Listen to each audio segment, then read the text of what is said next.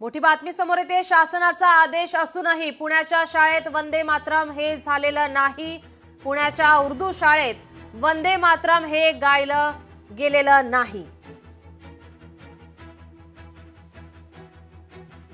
सरकारी शाळा असूनही सरकारच्या आदेशाचं पालन केलं गेलेलं नाही। सरकारच्या आदेशाला केराची टोपली दाखवण्यात आलेली आहे।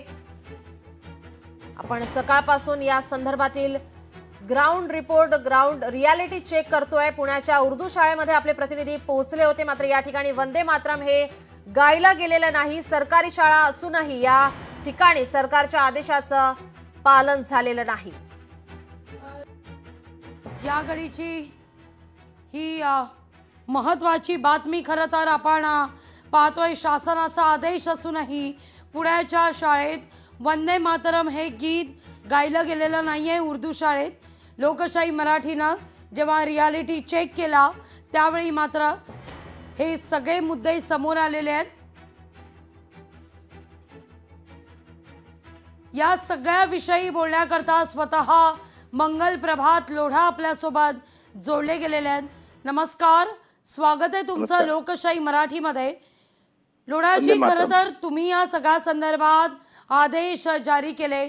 प्रत्येक शाळांना वंदे मातरम गीत समूह गीत म्हणून गायलं जाईल असं म्हटलं गेलं। काल तुम्ही स्वतः एका शाळेत या कार्यक्रमानिमित्तानं सहभागी झालात, पण जेव्हा आम्ही पुण्याच्या उर्दू शाळेत पोहोचलो तिथं जेव्हा रियालिटी चेक केला त्यावेळी त्यांचं म्हणणं होतं की शासनाचा हा आदेश आमच्यापर्यंत पोहोचलाच नाही। बरोबर आहे। सत्यस्थिती अशी आहे की महाराष्ट्र सरकारमध्ये एक आदेश 6 महिन्यापूर्वी कौशल्य विभाग आणि सांस्कृतिक विकास विभाग आशिष शेलार साहेब ज्यांचे मंत्री आहे, आम्हाला दोघांनी हा विषय दिला गेला होता आणि आम्ही पूर्ण महाराष्ट्रामध्ये त्यांची चांगली प्लॅनिंग केली आहे। त्या प्लॅनिंग प्रमाणे 7 नोव्हेंबर 2025 पासून 7 नोव्हेंबर 2026 यापर्यंत 1 वर्ष हा कार्यक्रम चालणार। त्या कार्यक्रमासाठी माननीय राज्यपाल महोदय पण आदेश सर्व युनिव्हर्सिटीने कॉलेजेस दिला। हा एक भाग झाला। आता 7 दिवसापूर्वी स्कूल विभागाने आपला सेपरेट एक GR काढला होता। ते स्कूल विभागाचा होता आणि ते GR ऑनलाईन अवेलेबल आहे। जे काही स्कूल सांगत आहे की आम्हाला मिळाले, कोणाची GR पाठवायची गरज नाही। हा सर्व बातमी सर्व ठिकाणी आलेली आहे। GR आपले गव्हर्नमेंटचे वेबसाईटवर अवेलेबल असेल तर त्याने ते अजून पण तरी पण आपण सांगितलं आहे। मी आज ऑफिसमध्ये मंत्रालयामध्ये जाऊन सर्व एज्युकेशन विभागाचे लोकांनी संपर्क करून आज संध्याकाळपर्यंत सर्वांना यांची कॉपी पोहोचतील असा माझा प्रयास राहतील। अगदी लोढाजी, खरं तर केवळ पुणेच नाही तर आम्ही मुंबईतल्या उर्दू शाळेत पोहोचलो, आम्ही छत्रपती संभाजीनगरच्या उर्दू शाळेत पोहोचलो। त्यांचं असं म्हणणं होतं की या ठिकाणी आम्हाला आदेश पोहोचला नाही। तर पुण्यातल्या एका शाळेचं असं देखील म्हणणं होतं, त्यांनी आम्हाला थातूरमातूर उत्तर देण्याचा प्रयत्न केला।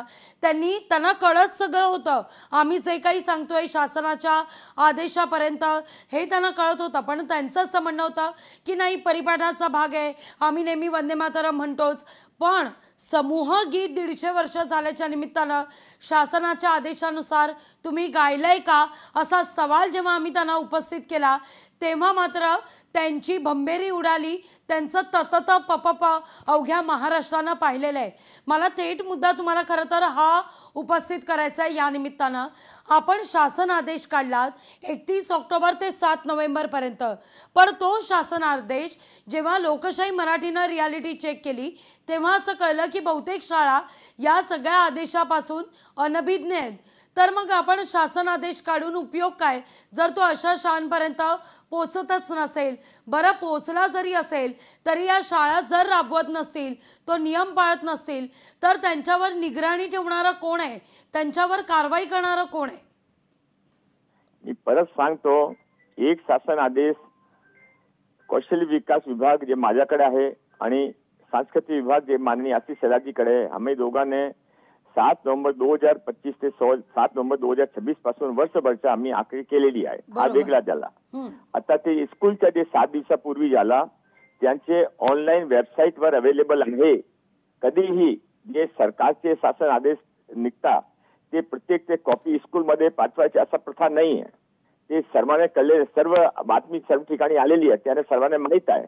तरी पण मी लोकशाहीच्या मनापासून अभिवादन करतो की तुम्ही एक चांगला मुद्दा उचलला, आम्हाला सर्वांना जाग आली. आता मी फॉलोअप करून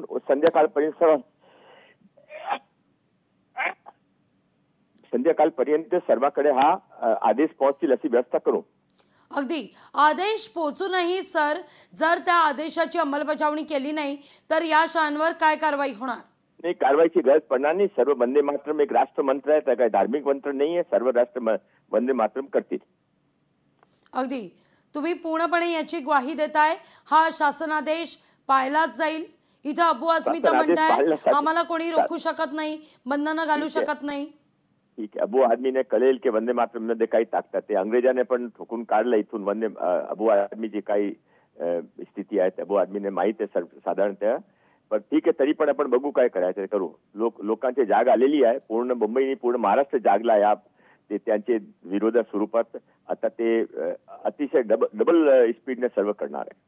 अगदी अगदी लोढाजी, अगदी शेवटचा सवाल. खरं तर असे अनेक शासन आदेश महत्त्वाचे निघत असतात, पण बऱ्याचदा असं होतं की उर्दू शाळांना शासनाकडून काय आदेश आहे किंबहुना उर्दू शाळांना शासनाकडून विशेषतः काय अनुदानासंदर्भातले आदेश आहेत हे पटकन कळतात, पण जेव्हा राष्ट्रगीतासंदर्भात, वंदे मातरम संदर्भात, राज्यगीतासंदर्भात आदेश जारी केले जातात त्यावेळी मात्र थोडासा विलंब होतो. यांना ते आदेश पोहोचत नाही, सोयीनुसार आदेशाचे अर्थ लावले जातात असं म्हणायचं? नाही, ठीक आहे, तर हळूहळू ते पण समजतील की आता ते काँग्रेसचा राज नाहीये. ते मध्ये डायव्हर्सामध्ये ते जे काँग्रेस समर्थित उद्धव ठाकरे साहेबांचा राज होता ते पण नाहीये. आता छत्रपती शिवाजी महाराजाचा राज आहे, आता आपले अहिल्याबाई होळकरचा राज आहे, आता इथे नरेंद्रभाई मोदीचे राज आहे, देवेंद्र फडणवीस साहेबांची सरकार आहे, महात्मा फुलेची मागणारे लोक आहे, डॉक्टर बाबासाहेब आंबेडकर मागणारे लोक आहे. त्याने सर्वांनी जे काही शासन आदेश ते पूर्ण केला पाहिजे, करणार आहे. बघा आता पुढे काय होतं. धन्यवाद, थँक्यू. अगदी खूप खूप धन्यवाद लोढाजी, तुम्ही आमच्याशी संवाद साधलात त्याबद्दल. या सगळ्या संदर्भात दुपारीच आपण चर्चा करून कोणत्या शाळांना हे आदेश पोहोचलेले नाही याची शहानिशा करून ते पोहोचवण्याचा प्रयत्न करू. आणि अर्थातच या सगळ्याविषयी बघा आता पुढे काय होतं असं म्हणत मंगलप्रभात लोढा यांनी एकूणच या सगळ्यावर थेट नाही पण अप्रत्यक्षरित्या निश्चितच या सगळ्याची गंभीर दखल घेतली जाईल याचे संकेत लोकशाही मराठीशी बोलताना दिलेले आहेत. त्याचबरोबर लोकशाही मराठीचे देखील विशेष आभार व्यक्त केलेले आहेत. लोकशाही मराठीनं जे रियालिटी चेक केलं त्यातून आपल्याला या सगळ्या गोष्टी, शासनाला या सगळ्या गोष्टी अवगत झाल्या किंबहुना आम्हाला जागं केलं असा शब्द या ठिकाणी लोढा यांनी उपस्थित केला, यांनी उद्गारला. त्यामुळे लोकशाही मराठीचे देखील त्यांनी आभार या ठिकाणी व्यक्त केलेले आहेत.